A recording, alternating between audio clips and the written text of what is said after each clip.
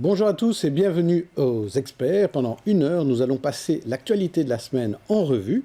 Une semaine au cours de laquelle on a parlé de fin de grève et de début de nouvelles grèves, d'attentats homophobes et de piétonniers. J'accueillerai 2 invités politiques, mais aussi 4 flèches que l'on espère expertes. Tout d'abord, une nouvelle recrue, nouvelle venue, la rédactrice en chef de Belle RTL, récemment bruxelloise, Barbara Mertens. Bonjour. Bonjour. Et bienvenue. Puis il y a un autre radioteur distingué, responsable du bureau bruxellois de la RTBF et donc de Viva Bruxelles, François Heureux. Bonjour. Bonjour Jean-Jacques. En revenant parmi nous, il vient trop peu souvent, le journaliste indépendant Mehmet Koksal. Bonjour. Bonjour Jean-Jacques. Bonjour et enfin, notre expert en com, l'honorable Christophe Ginisti. Bonjour. Bonjour. Alors, notre premier thème sera l'œuvre, non pas d'Hercule, mais d'Ivan, avec les grands travaux bruxellois. Un grand stade, une grande prison, un grand piétonnier, enfin, légèrement aménagé. Les changements, justement, de ce piétonnier avec Michel Gaillard. Voici l'actuel piétonnier bruxellois. La première évolution à attendre concernera la place de Broecker. 2 voies d'accès y seront créées, dont une pour les services. Mais les piétons ne seront pas oubliés, l'espace protégé sera triplé par rapport à ce qu'il y avait auparavant. La ville espère ainsi avoir résolu la quadrature du cercle.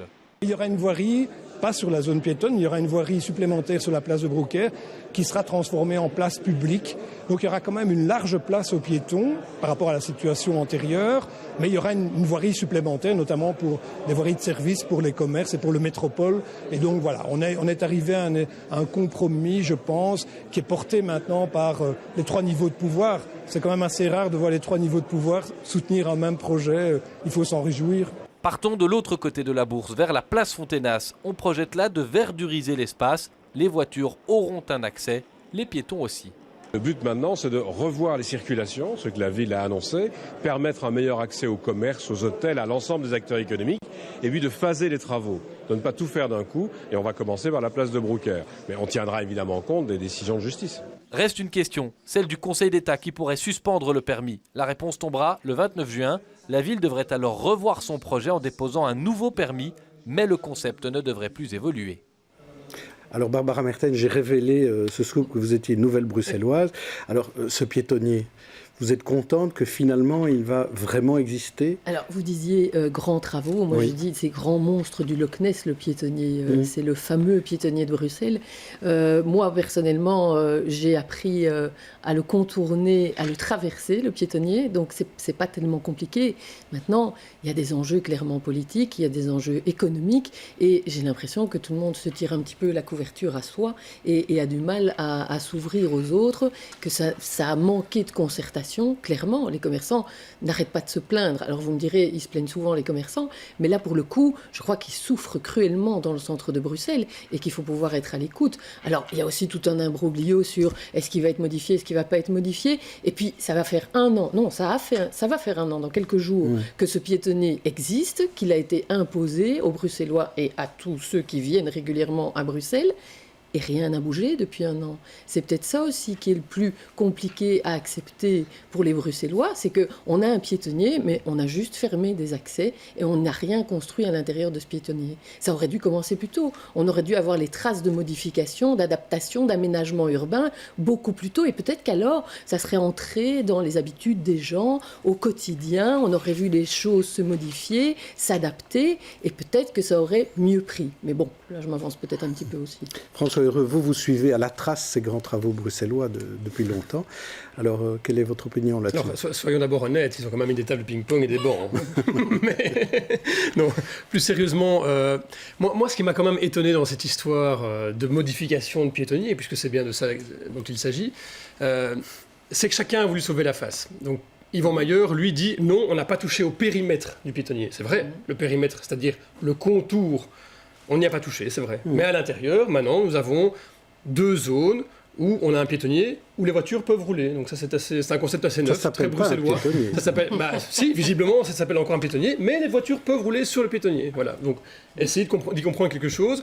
Mais voilà, chacun a pu s'en sortir comme il l'entendait, s'en sortir la tête haute de ce dossier qui est effectivement, depuis le début, un fatras pas possible. Je pense qu'effectivement, Yvan Mayer a eu le courage de faire ce que ceux avant lui n'ont jamais le courage de faire. Ça, il faut lui laisser. Parce que c'est vrai que ça fait quoi, une vingtaine d'années qu'à la ville de Bruxelles, on parle d'un piétonnier, qu'on parle d'améliorer ces boulevards du centre qui sont d'une laideur incroyable. Hein. On ne va pas me dire qu'avant le piétonnier, les boulevards du centre, c'était la plus belle artère commerçante de Bruxelles. Non, il fallait faire quelque chose. Donc Yvan Maillard a eu le courage de le faire. Il a sans doute eu le grand tort de le faire un peu à l'envers, c'est-à-dire, comme l'a dit Barbara, de fermer des accès avant peut-être d'aménager un temps soit peu l'intérieur de ce fameux périmètre. Je pense que les choses ont été faites à l'envers. Voilà. Mais en matière de travaux, vous vouliez aussi parler du stade ? Mais alors on a ce piétonnier dont on parle beaucoup depuis quelques mois. On s'est bien amusé avec le piétonnier entre guillemets. Vous allez encore plus rire avec le grand stade. Hein. Je pense que là aussi, on va découvrir des choses. Vous savez que pour le grand stade, aucun permis n'a encore été déposé. Donc pour l'instant, on n'a pas encore de recours, mais ça va venir. Et petit signe que le dossier est quand même assez tendu et assez épineux. Il y avait une réunion de riverains qui était organisée ce mardi soir. La RTBF a voulu y assister. Et l'échevin, le premier échevin de la ville de Bruxelles, Alain Courtois, a refusé que la presse puisse rentrer dans les bâtiments où se tenait la réunion de riverains, sous prétexte que nous n'étions pas riverains. Voilà, donc ça en dit encore assez long aussi sur les tensions qui peuvent exister dans ce dossier. Vous devriez mieux choisir vos journalistes et choisir parmi les riverains du stade. On va essayer de les trouver.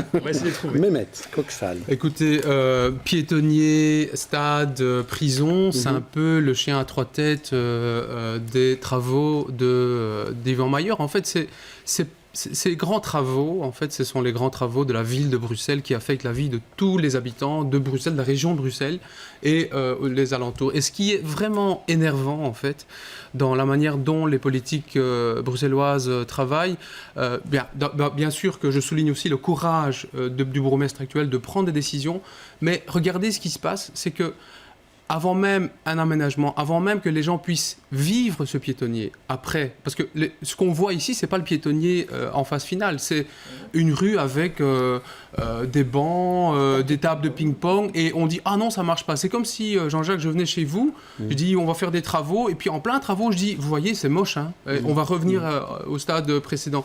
Et c'est ce qui se passe avec le piétonnier, et c'est ça qui est frustrant, c'est qu'avant même de pouvoir vraiment sentir ce que c'est un piétonnier, comme ça se passe à Lille, comme ça se passe parce que Lille c'était quand même le symbole, enfin l'exemple pris par Bruxelles pour développer ça. On détricote tout pour revenir en arrière, et c'est vraiment dommageable pour l'avenir de Bruxelles, je pense, de prendre ces décisions sous des prétextes qui n'en sont pas. Parce que j'entends bien les commerçants, mais il faut savoir aussi qu'il y a eu des attaques terroristes quelque part, qu'il y a eu un effet qui les a touchés aussi directement, puisque l'attractivité de Bruxelles comme capitale internationale a aussi subi. Vous savez, les hôtels du côté d'Etterbeek, d'Oderiam sont autant touchés que le secteur hôtelier aux alentours du Pentagone. Christophe Gélisti. Alors en termes de communication, on s'aperçoit qu'un des problèmes de ce piétonnier et des grands travaux, c'est qu'ils sont affreusement mal communiqués, affreusement mal annoncés. On ressent à la fois du côté des politiques un besoin de panache, un besoin de postérité, un besoin de montrer son autorité en disant voilà, c'est comme ça parce que je l'ai décidé, il fallait le décider. Alors que les commerçants, les citoyens, les habitants ont besoin de collaboration. Et finalement, on s'aperçoit que depuis 1 an, comme le disait Barbara, où ce piétonnier pratiquement est ouvert, eh bien, on a les deux parties qui communiquent de manière séparée, qui communiquent de manière totalement autonome, et on n'a jamais l'impression que ces gens-là se parlent. On n'a jamais l'impression qu'il y a une collaboration, et que finalement, sur ce qui concerne la vie de tous les jours, à la fois des commerçants comme des habitants, eh bien, on ne voit pas comment la politique se fait en s'inspirant de la collaboration avec ses habitants. Je vous propose d'accueillir nos invités politiques, ils auront aussi leur mot à dire là-dessus. Il s'agit de Zakia Khattabi et Olivier Minguin.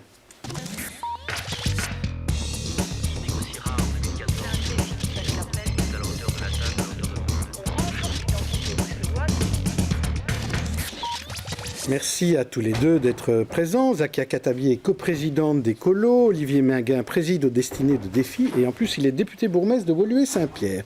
Alors, vous avez... De Woluwe-Saint-Pierre, qu'est-ce que je dis ? Je me trompe de Woluwe. Mais la fusion se fera peut-être un jour et je m'inscrirai. Un scoop. Voilà. Donc, oui. Et je serai candidat pour les deux communes en une fois. Oui, ce sera plus simple. Donc, je voulais vous demander tout de suite une première réaction sur ces grands travaux et notamment sur ce piétonnier, semi-piétonnier. Zakia Khattabi, comment vous avez trouvé la séquence de cette semaine en matière de piétonnier? Quel gâchis, hein. Quel gâchis. Alors peut-être d'abord, vous avez repassé les images de la conférence de presse. Alors un petit coup de sang. Visiblement, ce piétonnier, c'est une affaire d'hommes. Où sont les échevines de la mobilité et du commerce qui sont, elles aussi, concernées au premier plan? Alors, j'ai beaucoup de sympathie pour Alain Courtois, mais vraiment, où sont-elles? Enfin, voilà, je trouve quand même qu'il y a là quelque chose qui interpelle. Et si je le dis, c'est aussi pour souligner que un des aspects, en termes de gouvernance de ce dossier qui est problématique, c'est quand même... On a toujours entendu, effectivement, Yvan Mayer défendre l'idée du plus grand piétonnier d'Europe. Alors, vous le disiez aussi, le plus grand stade. Et alors, on est là dans un jeu de mégalomanie qui est lié à je ne sais quoi, et duquel nous avons, enfin les Bruxellois en tout cas, ont été les otages. Et par ailleurs, je trouve que vous avez été plutôt sympathique, hein, en disant que c'était un problème de communication. Je pense que c'est plus que ça. Je crois que ce que révèle tant le dossier du piétonnier que le dossier du stade, c'est un vrai problème de gouvernance entre la ville et la région. C'est un vrai problème de gouvernance en interne du PS, c'est-à-dire un projet comme celui du piétonnier, un projet comme celui du stade. Ce sont quand même des projets ambitieux qui dépassent les limites communales. Et donc, dès le départ, il aurait fallu que la région marque son ambition et soit porteuse de ces projets-là. Or, ici, on se demande, tiens, qui est à la manœuvre à la région? Est-ce que c'est Yvan Mayer? Est-ce que c'est Rudy Vervoort? Alors, Olivier Minguin, c'est quand même une bonne nouvelle de voir le fédéral, le gouvernement bruxellois et la ville assis à la même table pour annoncer un aménagement de piétonnier. Bon, je ne sais pas jusqu'où ceux qui étaient assis à la même table poursuivaient les mêmes objectifs. En réalité, soyons honnêtes, on avait le sentiment un peu d'une partie de cache-cache. Le piétonnier aurait dû être un projet fédérateur dès le départ, un projet qui aurait dû mobiliser toutes les forces vives et se dire comment est-ce qu'on construit un projet de cette ampleur qui, dans son objectif essentiel, est fondé, de manière à faire en sorte que ce soit une mise en valeur de Bruxelles, pas de la seule ville, mais de la région et même au-delà, plutôt que finalement un gâchis supplémentaire. Alors il y a eu, incontestablement, je tiens à rassurer Zakia Khattabi, tous les hommes ne sont pas mégalos, mais sans doute qu'il y a une petite propension plus chez certains hommes que chez d'autres. Bon, Yvan Mayer a voulu frapper les esprits en disant « à peine arrivé, c'est fait, je décide ». Et ça sera exécuté tel que je décide, mais c'est pas comme ça que ça se vit dans notre pays. Nous ne sommes pas dans un régime à la française où un maire décide et tout s'exécute, ce n'est pas vrai, on connaît la complexité. Même à Woluwe-Saint-Lambert. Même à Woluwe-Saint-Lambert. Et donc, il faut apprendre à mener ces grands projets avec patience et humilité. C'est ce qui a sans doute manqué à la coalition qui dirige la ville de Bruxelles à l'heure actuelle. Maintenant, je signale juste que vous êtes tous les deux dans l'opposition à la ville de Bruxelles. Si jamais on pouvait se tromper et croire que... Maintenant, il faut travailler. Maintenant, il faut travailler à recalibrer le projet et en faisant en sorte qu'il présente le moins d'inconvénients sur l'activité économique du centre-ville. Et ça, là, je trouve que... Alors, on voit bien, il y a eu une négociation. On nous dit on ne touche pas au périmètre du piétonnier, mais on dépiétonise, parce que comme vous l'avez dit, qu'est-ce que c'est qu'un piétonnier où les voitures peuvent quand même circuler? C'est finalement des trottoirs élargis. Voilà, c'est au mieux des trottoirs élargis. Donc on sent que la sémantique a été utilisée pour tenter de sauver les apparences, mais qu'on bat en retraite parce que ce projet... Et je ne suis même pas certain que le nouvel équilibre soit parfait. Comme je l'ai dit hier par un petit tweet, le chemin vers Saint-Jacques-de-Compostelle sera encore long, et le collège de la ville le terminera à genoux parce qu'il devra faire pénitence.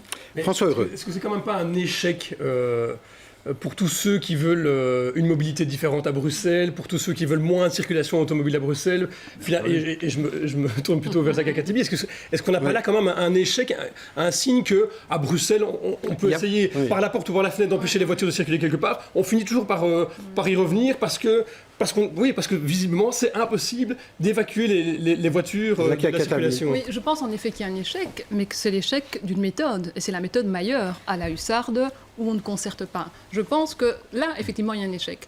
Par contre, moi, je n'ai entendu personne, même dans tous les critiques les plus virulents autour du projet, critiquer le principe même de piétonner. C'est vraiment la méthode.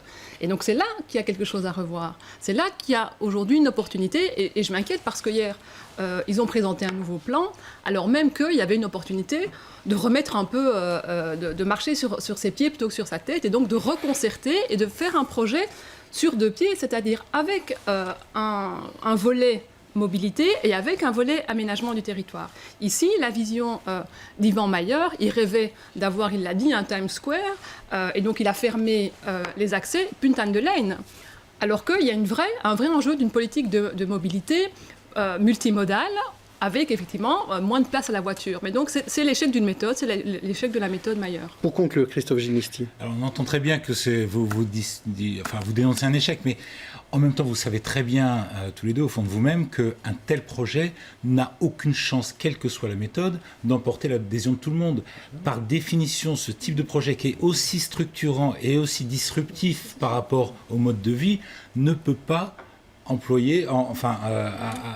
avoir l'adhésion de tout le monde. Donc, comment vous faites ? C'est ça la question, parce que c'est très facile de dire, finalement, en termes de communication, il a été trop autoritaire, et dans ce cas-là, il fallait concerter, mais en même temps, vous savez très bien, au fond de vous, que si vous concertez, vous n'arrivez jamais à un consensus. Olivier Minguin. Ce n'est pas vrai. Ah oui. D'expérience, parce que j'étais échevin à la ville de Bruxelles, avant d'être bourgmestre de Woluwe-Saint-Lambert, et on a mené d'autres projets d'une certaine ampleur, également à l'époque, notamment la réhabilitation du Pentagone. La réhabilitation du Pentagone a commencé avec l'équipe dont j'étais. C'était François-Xavier Donéat qui était bourgmestre, il y avait Henri Simons qui était échevin de l'urbanisme. On a mis en place notamment un service spécialisé pour la réhabilitation du centre historique de Bruxelles. Bon, j'ai obtenu à l'époque que la Grand Place soit classée au patrimoine mondial de l'UNESCO, et ainsi de suite. Donc on a mené des projets importants. Alors, bien entendu, vous n'aurez jamais l'adhésion de tout le monde. Mais vous pouvez quand même réduire les critiques dès lors que le projet est bien expliqué, bien compris, assimilé par le plus grand nombre. Ici, finalement, même des gens qui adhèrent à l'idée du piétonnier sont critiques quant à la méthodologie et quant à l'état du dossier. Je crois qu'il y en a beaucoup qui adhèrent à l'idée du piétonnier, mais qui ne voient pas finalement non seulement l'aboutissement du projet, parce que ce qui sera le plus terrible, et on l'entend, et moi je serais curieux de connaître les phases successives, quelle durée pour la réalisation du projet ? Quelle durée, combien de phases, combien d'années de chantier ? Tout ça, on ne le sait pas. Et je trouve que là, on n'a pas le droit d'engager un projet de cette importance sans parler en transparence et en clarté sur toutes les étapes. C'est contraignant, on le sait, mais il faut alors au moins dire où sont les contraintes. Et là, on a une partie de cache-cache qui n'est pas acceptable. Donc merci. Grâce à Olivier Minguin, je sais qu'on reparlera du piétonnier pendant plusieurs années dans les experts. Mais en attendant, on va parler d'une autre image qui a frappé les esprits cette semaine. C'est le massacre du Pulse à Orlando. La communauté LGBT était en un mois partout dans le monde et les hommages se sont multipliés, comme celui-ci qui avait lieu à la Bourse, c'était mardi soir.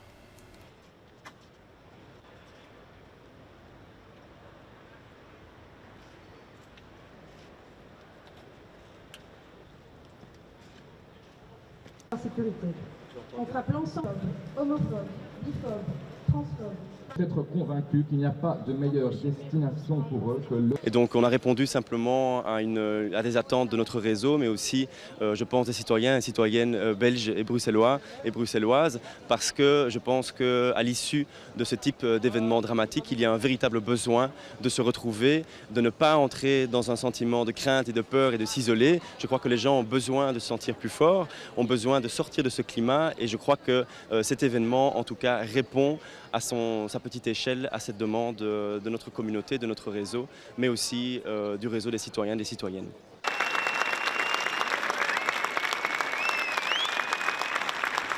Mehmet Koksal.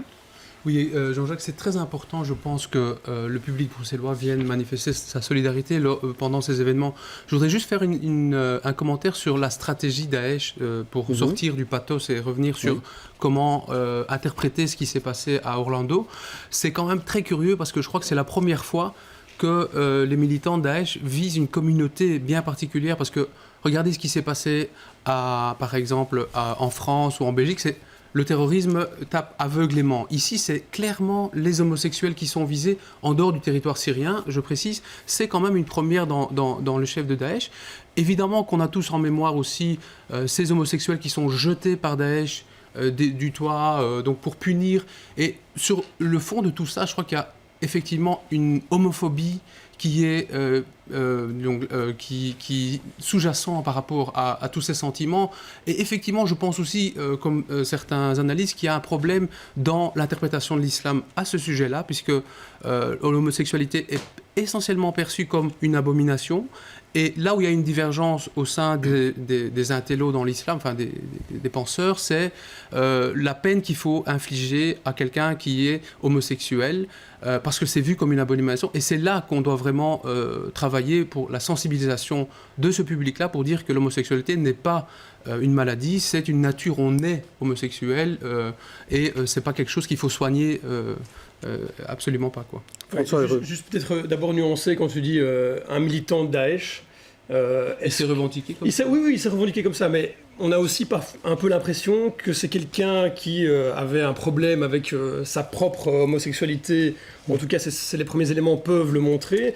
Que c'est aussi quelqu'un qui s'est rallié au dernier moment à Daesh, parce que Daesh, c'est un peu le truc à la mode pour l'instant, et que voilà. Est-ce que c'est vraiment un militant de Daesh au sens où il n'est pas allé en Syrie, s'entraîner dans les camps de Daesh, etc. On va pas faire un débat là-dessus parce que là l'enquête n'est pas terminée. Juste nuancer. Oui, il y a des revendications bien sûr, mais juste nuancer ça et dire aussi que ce qui est effrayant là-dedans, c'est la manière dont certains, après ce genre de drame aux États-Unis, disent encore aujourd'hui que la vente libre des armes aux États-Unis est une liberté fondamentale, que les gens, s'ils avaient pu avoir des armes à l'intérieur du Pulse, c'est Donald Trump qui le dit, ça ne serait pas passé comme ça. Mais voilà, moi ça, je trouve ça très différent. Ça n'a rien à voir, c'est deux débats différents. Christophe Génisty, une petite réaction. Oui, effectivement, quand Mehmet dit que c'est une communauté particulière qui est citée, qui est ciblée, je crois qu'au-delà de ça, c'est le mode de vie occidental. C'est-à-dire qu'il faut comprendre que les Occidentaux, ce que nous représentons, est visé dans son ensemble. Et que les symboles de ce que nous représentons, c'est la liberté d'expression, c'est éventuellement la liberté de choisir sa sexualité, enfin de vivre sa sexualité. C'est ce genre de choses qui est représenté et qui est ciblé. Donc on n'est plus dans un cadre où la communication vient d'une terreur venue de l'extérieur, mais on est dans un cadre où on est véritablement la cible. Mais est-ce que Zakia Khattabi, les coupables, c'est qui? Et je ne parle pas de l'homme ici, mais les terroristes islamistes ou bien la législation américaine laxiste sur les armes. On a l'impression qu'il y a ces deux débats qui viennent ensemble. Ouais, c'est-à-dire que, indépendamment de la législation, un terroriste ou un criminel trouvera toujours les armes. Donc, je comprends la réflexion de François Lheureux, et c'est vrai que je le suis quand, par exemple, Donald Trump dit « Ah, s'ils avaient une arme dans leurs chaussettes, ils auraient pu se défendre. » Je ne suis pas d'accord. Et en même temps, je ne suis pas certaine que ça l'aurait empêché, puisqu'on les voit un peu partout. Un élément peut-être que je voudrais ramener, alors je ne me prononcerai pas parce qu'en effet l'enquête est en cours, c'est pas très clair, mais en tout cas il y a quelque chose qui m'inquiète, c'est qu'il y a une recrudescence d'actes homophobes. Non seulement ce sont les milieux qui nous alertent et qui nous avertissent, mais il y a aussi, on l'a vu cette semaine, un commentateur sportif qui traitait notre équipe de Jeannette. On a entendu aussi le président Hollande, alors qu'il pensait dire une chose positive, disait liberté à chacun de choisir son orientation sexuelle. Enfin, on ne choisit pas plus son orientation sexuelle que sa couleur de peau. Et donc ça dit quelque chose autour, aujourd'hui, de les gens qui n'ont pas de problème avec l'homosexualité, comme ceux qui en ont, de ce qu'ils en savent. Et ça, moi, je dois dire que je suis assez surprise. C'est un vrai recul dans les représentations. Et là, il y a un vrai boulot à remettre sur le métier, j'ai envie de dire, parce que voilà, moi j'ai été quand même plutôt effrayée par cette homophobie ordinaire, comme ça, qui reprend une place quand même importante dans l'espace public. Oui. Olivier Minguin, c'est ça aussi qui vous a choqué, cette homophobie ordinaire? Oui, indépendamment de savoir quelle est la réelle motivation de l'auteur de l'acte à Orlando, moi ce qui me frappe, c'est que à travers le monde, tous les régimes qui visent à finalement être autoritaire, à avoir une tendance même dictatoriale, ont toujours comme public cible, notamment les homosexuels. Voyez ce qui se passe en Russie. Et donc, vous voyez ce qui se passe évidemment dans les pays où la conception la plus radicale de l'islam s'impose. Forcément, les homosexuels, comme d'autres, entre guillemets, déviants, c'est-à-dire ce qu'ils considèrent comme déviances sexuelles, sont évidemment les premières cibles de la vindicte que l'on amène, à laquelle on amène le peuple contre ces personnes. Et donc, voilà, c'est vrai que, je rejoins l'analyse de M. Linisti, c'est finalement l'idéal de liberté de l'Europe qui est visé à travers les minorités ou certains types de publics que nous protégeons, que nous devons protéger. Et moi, je voudrais rappeler quelque chose d'essentiel.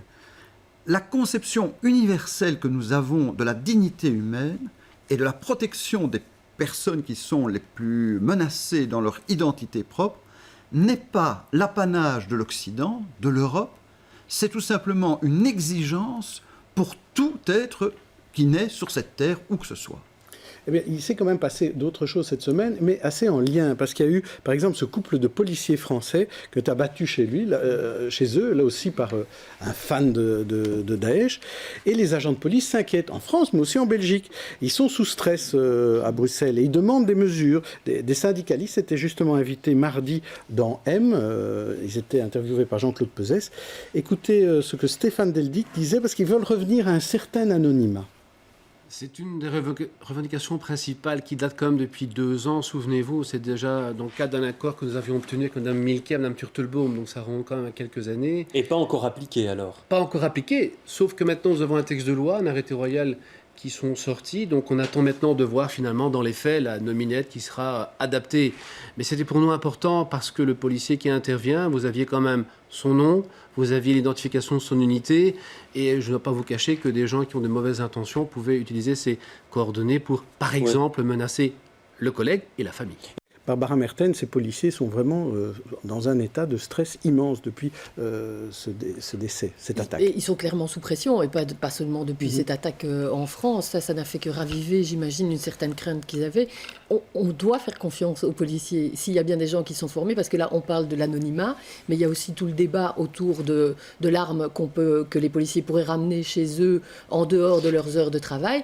Débat très intéressant, parce que les terroristes, comme l'a dit Zakia Khattabi, ils trouveront toujours une arme pour passer à l'acte. C'est pas un problème, elle sera pas légale, mais ça, ils s'en fichent complètement. Les policiers, ils ont une arme, ils savent s'en servir en principe, ils sont formés pour. Donc, pour moi, ça ne poserait aucun problème qu'ils puissent la ramener chez eux selon certaines règles. Et je pense que vous avez d'ailleurs agi en la matière. Monsieur Minguin, vous étiez interviewé sur Belertel à ce sujet.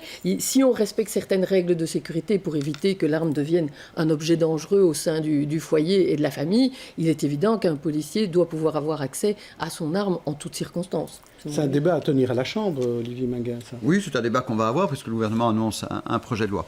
Alors, bon, je crois qu'à circonstances exceptionnelles, mesures exceptionnelles en effet.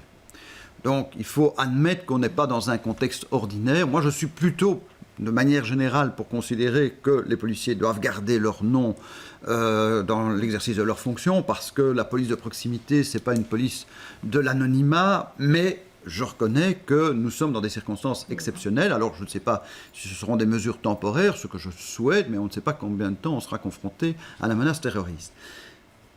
Ce que disent quand même les chefs de corps, les spécialistes, ils disent finalement, c'est quand même pas tous les policiers. Bien entendu, il y aura peut-être toujours un attentat, ne serait-ce qu'un policier en tenue dans la rue. Il peut être anonyme, il peut même porter son arme. Vous savez, si un fou a décidé de l'abattre, malheureusement, je crains que le résultat soit celui qu'on peut redouter. Mais plus fondamentalement, il y a une protection spécifique pour les policiers qui mènent les enquêtes sur ces milieux. N'oubliez pas que quand ils établissent un procès verbal, ils le signent. Ils sont identifiés comme étant l'officier de police X qui a entendu la personne qui est éventuellement poursuivie. Là, je crois qu'il y a des mesures de protection spécifiques pour les enquêteurs liés aux enquêtes les plus sensibles et qui ne sont pas uniquement la lutte contre le terrorisme, qui sont parfois aussi la lutte contre la grande criminalité. Et vous, chez Ecolo? C'est-à-dire, ceux que vous évoquez en fin d'intervention ont la possibilité de garder leur arme. Alors, de manière générale, quand le débat a eu lieu à la Chambre sur l'identification des policiers, nous défendions aussi l'idée qu'il fallait qu'on puisse continuer à les identifier. À côté de ça, on entend bien les risques qui étaient mises sur la table. Et donc, il y avait des propositions qu'on puisse identifier le policier par un numéro ou par... Voilà, donc il y a, je pense, entre rien du tout et en effet le nom, un terrain d'entente dans des circonstances effectivement exceptionnelles. Là où moi j'entends la fatigue des policiers, c'est aussi lié à, enfin, je veux dire, entre janvier 2010 et janvier 2016, c'est moins 10 000 équivalents temps plein à la police. On observe aussi un renversement de situation. À l'époque, et je vous ai entendu aussi l'évoquer, à l'époque, c'était la police locale qui demandait l'aide de la police fédérale. Aujourd'hui, c'est l'inverse, avec ce que ça a comme conséquence, notamment aussi sur les financements. En commission d'enquête sur le terrorisme, le responsable de police de l'aéroport disait qu'il lui manquait 200 agents pour remplir le cadre. Et donc, je veux dire, à un moment donné, les coupes budgétaires qu'on fait dans les services publics, elles ont un impact et aujourd'hui, c'est ce qu'on paye. C'est ce qu'on paye. Il y a clairement une volonté. Alors, ça ne date pas de ce gouvernement-ci. Hein. Nous critiquions déjà ces mesures sous le précédent gouvernement.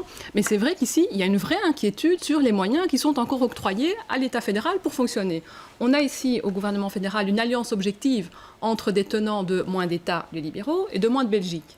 Et là, plus on avance, moins ils investissent, et plus c'est un État fédéral qui tombe en déliquescence. La conclusion en 2019, ce sera quoi ? Ce sera, ben oui, ça ne marche plus.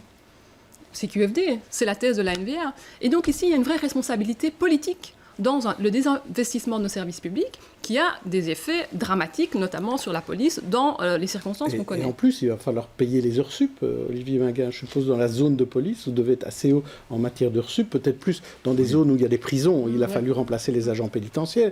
Mais vous aussi, je suppose que vous en souffrez. Oui, il y a des zones de police encore plus sollicitées que la mienne, soyons honnêtes. Nous n'avons pas de prison sur notre territoire, nous n'avons peut-être pas certains types d'infrastructures qu'on trouve dans d'autres communes, mais néanmoins, il y a des mécanismes de solidarité. Moi, ce qui m'a beaucoup frappé dans le débat que j'ai eu hier avec M. Yann Bonne au Parlement sur le sujet, c'est qu'il est dans la conception où finalement l'essentiel de l'effort doit être porté par les polices locales. Et la fédérale n'a plus la mission. Mais on a dégarni la police fédérale terriblement, mais elle a été vidée. Je vais rappeler un petit fait, parce que quand on nous dit les opérations de maintien de l'ordre, ne serait-ce que ça, je ne parle même pas de la lutte contre le terrorisme. Jusqu'il y a une dizaine d'années, je reconnais que ce mouvement s'est amorcé sous d'autres gouvernements, il y avait entre 1200 et 1300, à l'époque c'était la gendarmerie, puis c'était la police fédérale, 1200 à 1300 membres de la réserve générale, ce qu'on appelait la réserve générale, disponibles à Bruxelles. Ils n'opéraient pas qu'à Bruxelles, mais principalement à Bruxelles, vu la concentration des manifestations à Bruxelles, pour venir en soutien des polices locales. La réserve générale, aujourd'hui, vous savez combien d'hommes on peut mobiliser en journée avec la réserve générale ? Au mieux, un peloton, c'est-à-dire 40 membres de personnel. Voilà, ça c'est le renfort sans délai de préavis que la police fédérale peut mettre à soutien aux polices zonales pour faire face à tout événement d'une certaine ampleur s'il y avait un événement inattendu. Vous savez que quand il y a des manifestations à Bruxelles et qu'il faut constituer les pelotons, les polices zonales, les polices bruxelloises, que dénigre totalement et toujours le parti évidemment du ministre de l'Intérieur, la NVA, en disant ça ne fonctionne pas. Les polices zonales mettent 14 pelotons à disposition. Le côté fédéral, pour arriver à constituer une dizaine de pelotons, on va chercher la police du métro. On va chercher la police du chemin de fer pour constituer les pelotons d'intervention en cas de manifestation à Bruxelles. C'est dire le désinvestissement de la police fédérale à Bruxelles, en particulier dans la capitale de l'Europe. J'ai dit qu'un jour, et je le redis, un jour l'Union européenne s'interrogera sur les conditions de sécurité dans la capitale de l'Europe et que certaines voix se manifesteront en disant on n'est pas capable dans ce pays d'assurer la sécurité des institutions européennes, on quitte. Et ce jour-là, on comprendra pourquoi on n'a pas été prévoyant. Alors, on accueille bientôt une grande compétition européenne de football. Hein, oui. Donc, 2020. Le dernier mot, Mehmet Koksan. Oui, je voulais juste souligner le fait que sur fond de débat sécuritaire, on parle de débat budgétaire en fait. Parce qu'on dit les policiers sont mal, qui va donner de l'argent ? Ah donc c'est ça en fait l'idée. Et ma question c'est si vous arrivez au gouvernement fédéral, comment vous allez régler ça? Je ne crois pas qu'ils répondront maintenant, mais pendant la campagne électorale, on reviendra avec cette question-là. Alors, on va passer au chapitre suivant. Eh bien, c'était un peu la fin de certaines grèves, le début d'autres grèves. On parlait des heures sup pour les prisons. Eh bien, justement, il y a une AG à la prison de Forêt où on a décidé de voter le retour au travail, un peu par résignation et par dépit. Un reportage de Marie Bergvens et Marjorie Fellinger. 40 votes pour, 4 contre et quelques abstentions. La reprise du travail est entérinée. Pour la plupart des agents pénitentiaires, cette reprise laisse un goût amer. On est dépité, on a vraiment l'impression d'être pas considéré du tout, d'être pas compris. Et beaucoup de démotivation et de dégoût, quoi. Il faut bien se rendre à l'évidence, 52 jours de grève, ça ne sert à rien de prolonger encore plus ce mouvement pour que les agents soient encore plus pénalisés. Donc voilà, on va reprendre le travail et on va voir ce que la direction va faire. Dès lundi donc, le travail reprendra. Les agents qui le souhaitent peuvent déjà recommencer demain et ce week-end. Une reprise de travail qui sera plus lente que d'habitude. Les agents pénitentiaires ont décidé d'appliquer le règlement à la lettre. Maintenant, on va travailler de façon sécuritaire, c'est-à-dire qu'on va ouvrir une porte à la fois. Ça va prendre beaucoup plus de temps et il y a peut-être certaines tâches qui ne seront pas réalisées au dépit des détenus, au mépris des détenus. Mais c'est notre règlement qui veut ça. Les gens ne veulent plus courir de la manière dont ils couraient. Et pour vous donner une idée, ça fait des années que le personnel n'a plus le temps d'aller dîner. Et je trouve ça complètement scandaleux. Ils ont droit d'aller dîner également aussi. Demain aura lieu une réunion entre les syndicats et la direction pour discuter des modalités de la reprise. La police sera encore présente lundi, mais de manière non visible, pour ne pas augmenter la tension dans la prison. Alors François Heureux, fin de grève, suite de grève Fin temporaire, parce qu'on parlait du piétonnier où tout le monde voulait sauver la face. Ici, c'est terrible. On a un conflit qui se termine pour l'instant où au moins une des deux parties a perdu la face.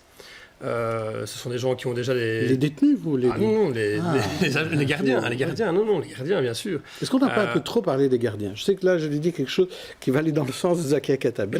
Mais je vous laisse d'abord. Si je peux terminer, donc ces gardiens reprennent le travail après quasiment 2 mois de grève, avec le sentiment d'avoir perdu la face, de ne pas avoir obtenu ce pourquoi ils se sont battus. Je vous promets de nouveaux mouvements dans quelques semaines, quelques mois. C'est certain, ce sont des milieux qui sont déjà sous-financés, où il y a énormément de problèmes. Je ne vois pas très bien comment ils vont pouvoir reprendre sereinement le travail et de manière durable. Zakia Katabi, vous avez été assez dur avec les gardiens à un moment donné. C'est-à-dire que c'est pas tant sur la grève que sur la revendication, où j'étais plus sceptique et plus critique. C'est-à-dire, vous venez de le dire, ils reprennent le travail, mais dans quelques mois, je n'ai rien à changer dans leurs conditions. Et l'appel que je faisais aux gardiens de prison, c'est de dire, d'abord, j'ai fait plusieurs interventions dans une autre vie, dans les prisons. Et donc, leurs revendications sont légitimes. Mais leur sort, il est intrinsèquement lié à celui des détenus. Et donc, la première des propositions qui a été mise sur la table par le gouvernement fédéral face à leurs revendications, c'était un nouveau master plan. Et donc on ouvre des places. C'est clairement pas la solution, parce qu'ici, à travers la revendication juste c'est déjà, de remplir le cadre, on cultive en fait un système qui montre ses limites. Plus on ouvrira de places, plus on aura besoin de gardiens. Et plus il y aura de places, plus on continuera à enfermer des gens qui n'ont rien à y faire. Et on dit la Belgique, c'est le pays du surréalisme, mais là, c'est l'absurdie la plus totale, puisque pour faire baisser la pression pendant cette grève, c'est un gouvernement qu'on ne peut pas soupçonner d'être ni écologiste ni de gauche, qui a fait du sécuritaire son cheval de bataille et qui, pour faire baisser la pression dans les prisons, a octroyé des congés ou alors a prolongé des congés. Donc, je n'imagine pas qu'ils l'aient fait s'ils imaginaient que ces individus étaient des dangereux criminels. Et donc, je trouve que par l'absurde, cette situation a montré qu'en effet, certains détenus aujourd'hui pouvaient être libérés sans que ça nous mette en danger. Et donc, on vide des places. Voilà.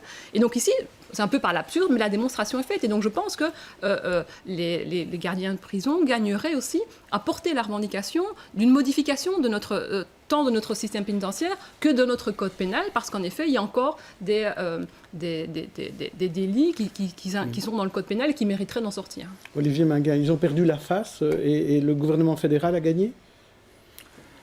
Oui, dans l'immédiat, on peut dire que voilà, leurs revendications n'ont pas été entendues, il y a eu un rapport de force.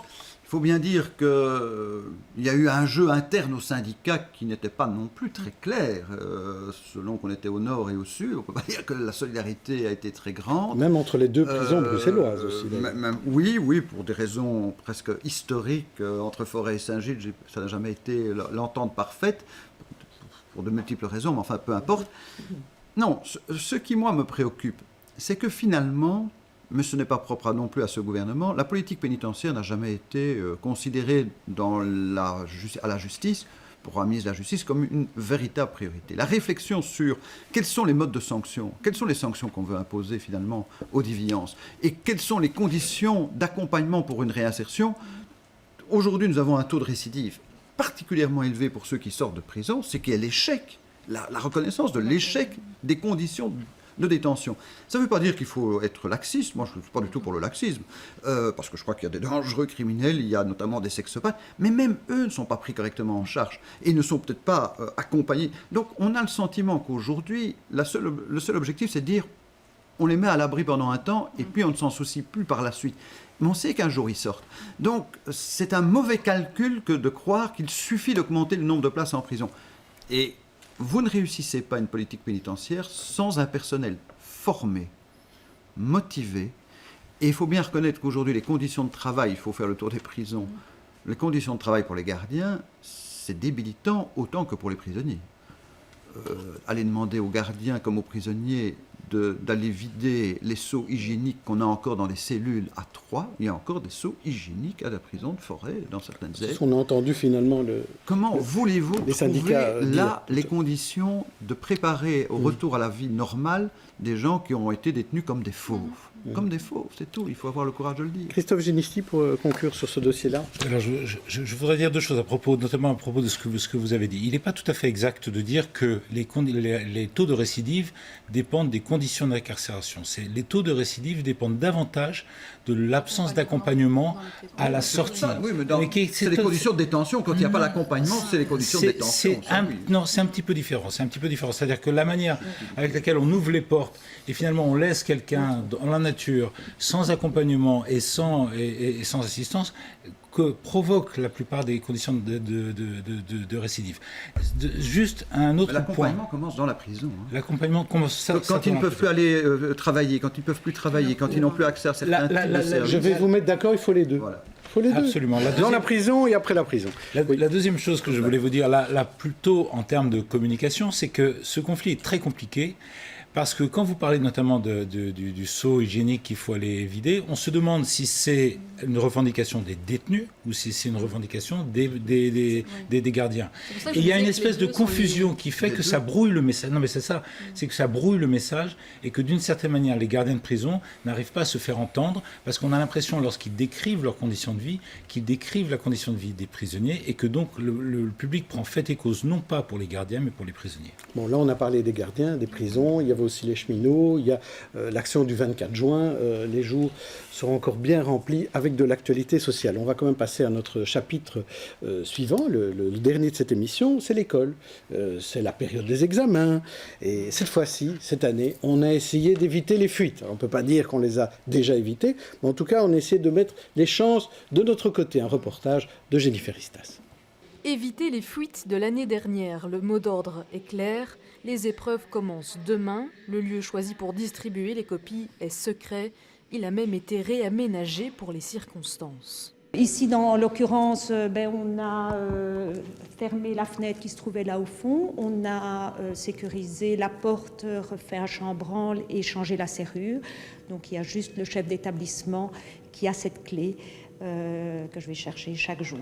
Les directeurs des 16 établissements scolaires concernés par ce centre de distribution sont venus chercher leurs copies et ont reçu leurs consignes. À 7 heures, on peut ouvrir et commencer à répartir les... N'ouvrez pas avant parce qu'il y aura des visites pour vérifier que vous n'ouvrez pas avant 7 heures. Mais tous ne sont pas convaincus par cette sécurité. À mon avis, c'est plus de tracasseries, plus d'ennuis, mais pas plus de sécurité. Parce que si, imaginons que je les laisse vendredi dans ma voiture et qu'elle est volée, ce ne sera pas plus sûr, me semble-t-il. Une fois sortis des centres de distribution et jusque demain matin, ce sont les directeurs d'école qui sont responsables de la sécurité des copies. Maintenant que vous êtes venu au lieu de distribution, que se passe-t-il pour vos exemplaires? Retour à l'école, aller planquer ça dans un endroit qui ferme bien à clé, où il y a une alarme, et puis demain matin, on ouvrira ce qu'on peut ouvrir. Les directeurs d'école reviendront au centre vendredi pour venir chercher au dernier moment les épreuves qui auront lieu lundi et mardi. En cas de nouvelle fuite, des épreuves bis ont été préparées. Alors, un dispositif extraordinaire, Mehmet Koksal. Vous avez les questions du CEB, vous, non? Bien sûr, il faut m'envoyer un mail. Mais vous savez, Jean-Jacques, les meilleures fuites, c'est ceux qui sont indétectables. Hein. Oui, je crois que, c'est vrai. À mon avis, demandez à Sepp Blatter comment il truquait les tirages au sort de la Coupe d'Europe. Hop, les boules chaudes et les boules au frigo, on le découvre que maintenant parce qu'il a quitté la FIFA. Quoi. Très bien. Les boules chaudes et les boules froides, ça me laisse muet. Zakia Khattabi, il y a une actualité sur l'école assez extraordinaire. Il y a le pacte d'excellence qui pour l'instant n'atterrit pas vraiment. Il y a le problème des formations des profs, les titres et fonctions. Le départ de la ministre Milquet et l'arrivée d'une nouvelle, tout ça a une influence, vous croyez? Il se passe quelque chose là?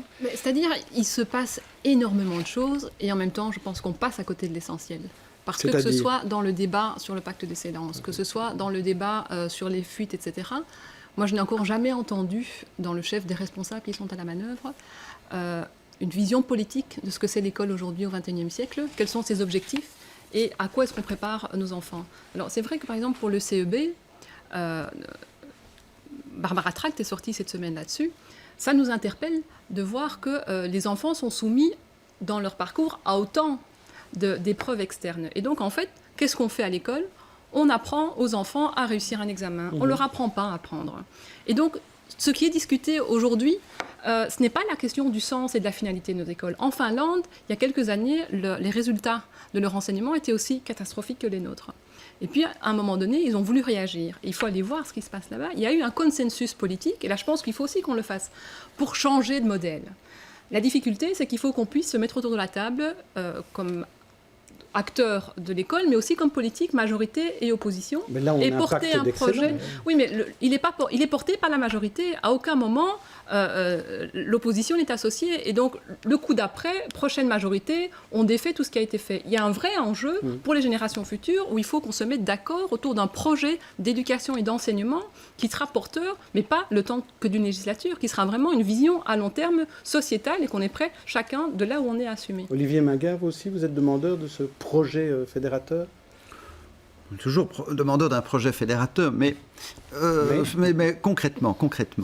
Moi, ce qui me frappe depuis plusieurs années quand on parle du monde de l'enseignement, c'est qu'on parle de beaucoup de sujets. Maintenant, on parle de l'allongement de la journée scolaire, on parle du rythme scolaire. Hier, c'était le poids des cartables, les travaux à domicile ou pas à domicile.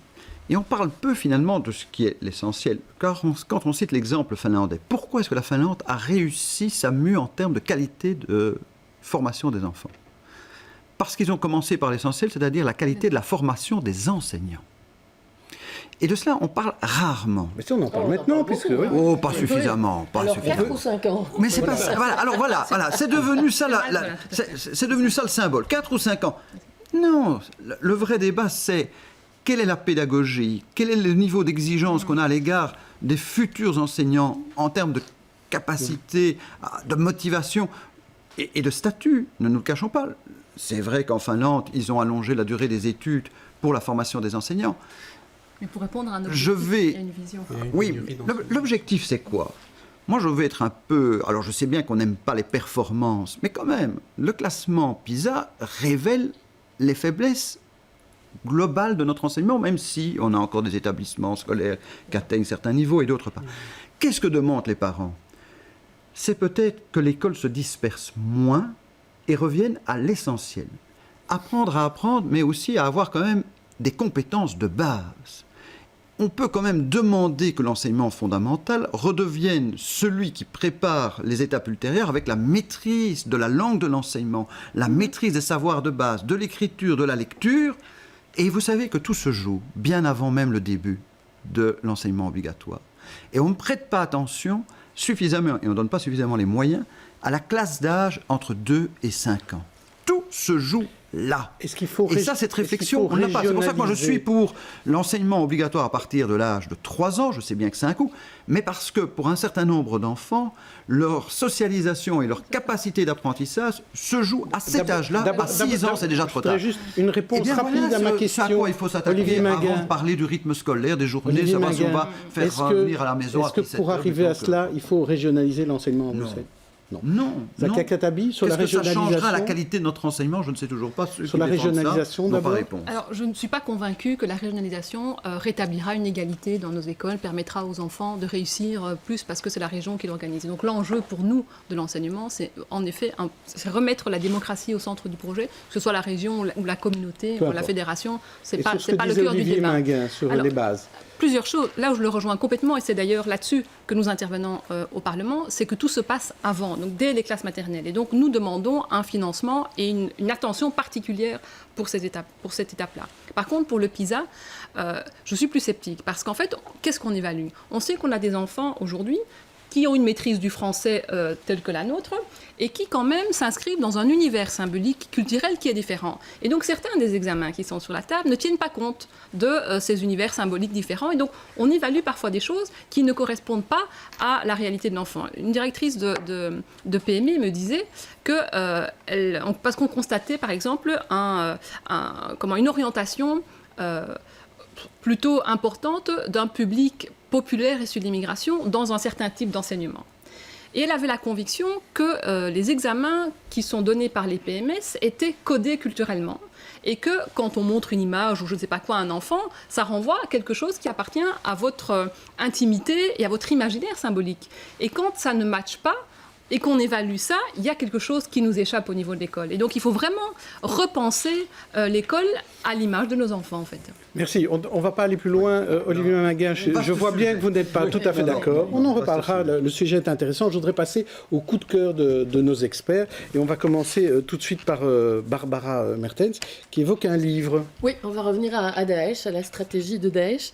C'est La nuit de Daesh, dans la nuit de Daesh, de Sophie Kassiki. C'est un vrai témoignage. Donc c'est une jeune Française d'origine camerounaise qui s'est laissée complètement berner par de jeunes qui eux-mêmes ont été embrigadés, sont partis en Syrie, et qui de sa propre initiative est partie avec son fils de 4 ans en Syrie, et qui évidemment a été traumatisée puisqu'elle allait pour l'aider dans un but louable, pour comprendre ce qui s'était passé dans l'esprit de ces jeunes et pourquoi elle leur faisait confiance quelque part, puisque c'était une aide sociale dans les quartiers défavorisés de la banlieue parisienne, et évidemment elle s'est retrouvée dans une situation qu'elle n'imaginait pas, enfermée, et elle s'en est sortie puisqu'elle a rédigé ce livre. Et donc c'est un témoignage assez intéressant parce qu'on est dedans, et c'est toujours ce qu'on a le plus de mal, nous, d'ici, à comprendre, c'est comment on peut se laisser embrigader de manière à aller mettre sa vie en danger, et là en plus celle de son fils en danger, en allant de sa propre initiative en Syrie. Bon, François va nous parler de quelque chose d'un peu plus riant,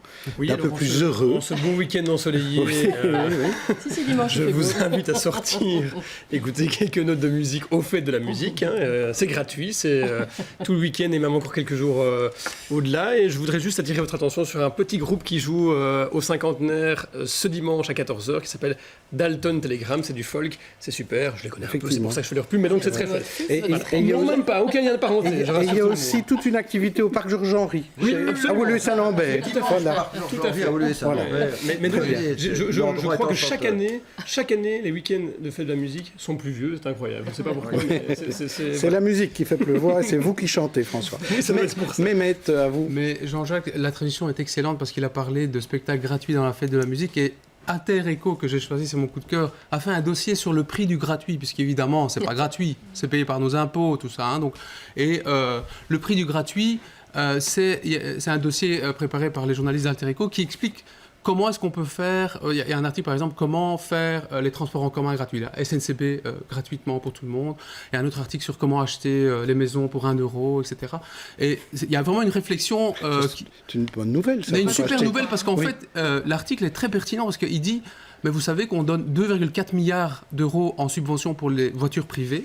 qu'on peut mettre à la SNCB et tout est gratuit automatiquement. Donc c'est une réflexion très originale. Il y a un économiste qui est interviewé dedans, donc je vous invite à lire ce dossier. Il n'y a pas que la SNCB, il y a plein d'autres secteurs, notamment les loisirs, etc. Donc qu'est-ce qui se cache derrière le gratuit? Comment est-ce qu'on le paye? On paye le service public Télé Bruxelles. Regardez, c'est gratuit. Oui, c'est payé par les Bruxellois. Vous savez ce qu'on dit dans la nouvelle économie, quand c'est gratuit, le produit, c'est vous. Voilà. Christophe Génisty, vous revenez sur Donald Trump. Oui, parce que mon voisin parlait de spectacle gratuit, ça c'est du spectacle permanent. C'est Donald Trump qui a dit cette semaine qu'il connaissait bien la Belgique, que c'était une très jolie ville. Et voilà, donc en fait, c'est un coup de cœur qui est évidemment un coup de cœur ironique, mais je pense que plus on montrera à quel point cet homme-là dit des inepties, et plus on aura éventuellement des chances de le faire élire président de ne pas le faire. C'est pas tellement ici qu'on vote, donc on n'a pas tellement. C'est pas vraiment ici qu'on vote, mais il faut quand même le savoir. Moi, je voudrais pas laisser partir Olivier Minguin sans lui demander ce qu'il pense de l'arrivée peut-être probable d'Alain Destex dans sa commune. Je ne sais pas si c'est un coup de cœur ou un coup de gueule, mais... moi, je quitte la mienne pour dire... Voilà, c'est ça exactement. Il a déjà assez de réfugiés, je crois, Olivier Minguin. Attendez, on va laisser parler... D'abord, Olivier Minguin. Je ne crois pas que ce soit un argument relevant. Mais non, je comprends que tout le monde veuille venir s'établir à Woluwe-Saint-Lambert. C'est une commune tellement bien gérée, tellement agréable à vivre, qu'il soit le bienvenu. Si cette information devait être confirmée, je dirais tout simplement, vous savez, on va bientôt rénover le pigeonnier communal au parc d'Ordeweek. Comme ça me semble être un bon pigeon voyageur, il y a une place au chaud qui l'attend. Et vous, à Kakatabi, il quitte XL, peut-être.